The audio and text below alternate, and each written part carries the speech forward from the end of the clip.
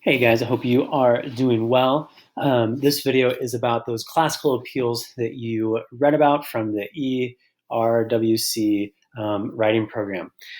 You guys probably are already familiar with the classical appeals, ethos, pathos, and logos, but this is going to complete our conversation about how do we persuade an audience. I like to think of this as understanding classical appeals is really a way to figure out how to get what you want.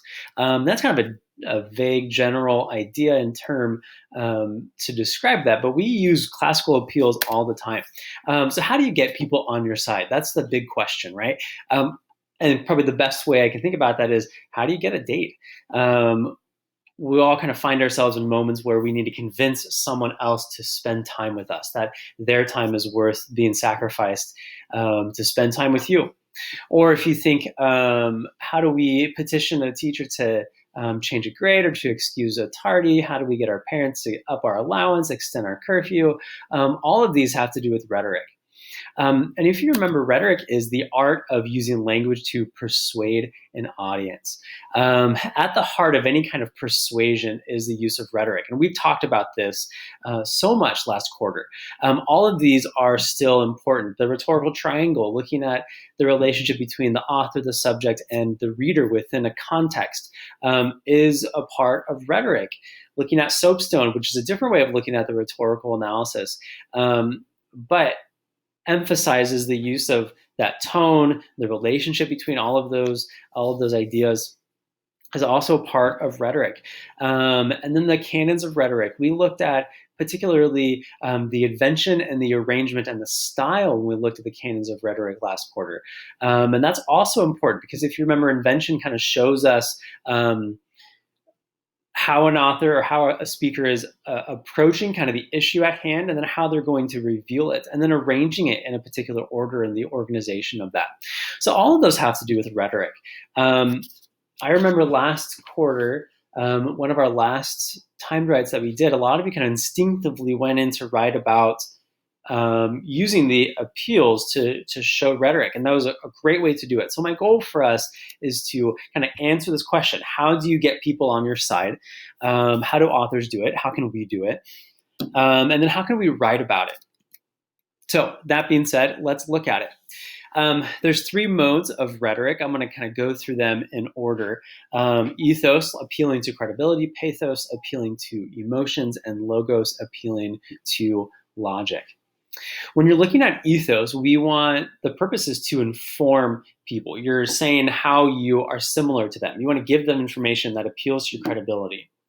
What makes an author able to stand in front of another group of people and to define themselves and to say, I am your side, I'm on your side, we are the same. When you're looking at pathos, you're looking at how do we motivate people? What emotions can we appeal to? We're going to come back to this because this one is one of my favorites because we see it all the time. But if we're appealing to an emotion, we want to motivate an audience to do something. We want them to act on it. One of the best things an audience member or a speaker can do, and you see this a lot with TED Talks, is they want the audience to have a call to action. They want to make the audience the hero. And to get a group of people sitting down, not doing anything, to do something or to reconsider their position, you have to appeal to their emotions. You have to appeal to maybe their anger and to provide a solution, or appeal to their nostalgia and then provide a way for them to spend a lot of money buying nachos like at Disneyland. How do you appeal to those emotions? And then lastly, logos, appealing to logic. The purpose is to persuade. And you're going to use logic and argument to persuade your audience to consider or to reconsider that point of view. But the main thing that I want us to think about in terms of appealing to credibility, to emotions, to logic, is how do we identify these? What do we look for? That's probably the hardest thing that I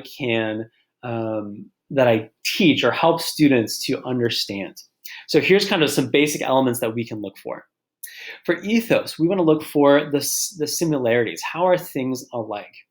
If you're reading a text from an author or listening to a speech, a speaker is going to say, we are similar. We're all going through the same thing in this moment. And once you establish that credibility that that person is experiencing what you're experiencing, that they're experts in what they're talking about, they've done the research, you're going to look for similarities. How are they alike, the speaker and the audience? When we're looking for pathos, we're looking for repetition.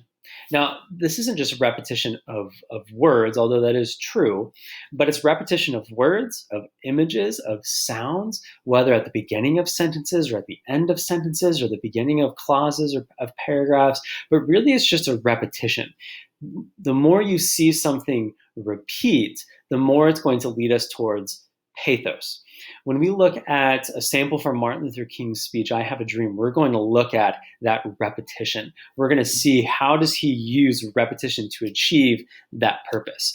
So we want to find the things that repeat. And then lastly, logos. We're looking for the differences in something.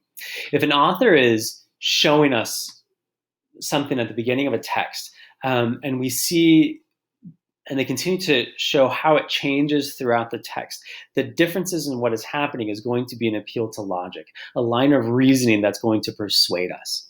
Now, all of these are they can all exist on top of themselves. They can all exist by themselves. But Aristotle, when he's talking about rhetoric, he says that they should all be in balance with each other. And when they are in balance with each other, they achieve their optimum ability to persuade. For us, when we write about ethos, pathos, and logos, we don't want to say the author uses ethos. Yeah, all authors use rhetoric. All authors use ethos. They all use pathos. They all use logos. But we want to say, what are they appealing to? What kind of a credibility is the author appealing to? What kind of emotion is the speaker trying to knead out of their audience? What is the logic that they're showing us? In providing this line of reasoning? How are they establishing the differences between one moment in time to another moment in time? And so we want to be specific. The closer we are to specificity, the better we are at being able to write about what an author is saying and how they're saying it, and for what purpose. If you remember, in the sophistication row in the rubric, one of the things is to look at the significance or relevance of the writer's rhetorical choices. Well, appealing to the appeal to credibility, naming the emotion is going to show the relevance of why the author is making those choices. So remember, we want to be specific. This matters for us. We want to identify what exactly they are doing. So how do we find these appeals in a text or an ad? This week, we're going to spend a lot of time identifying, looking at those appeals, writing about those appeals, both in a text and an ad. Identifying visual rhetoric is so important for us as consumers, for us as voters or future voters. All of this matters because everyone's trying to persuade you to do something. Everyone is trying to persuade you to feel a certain way, to keep going, to be motivated.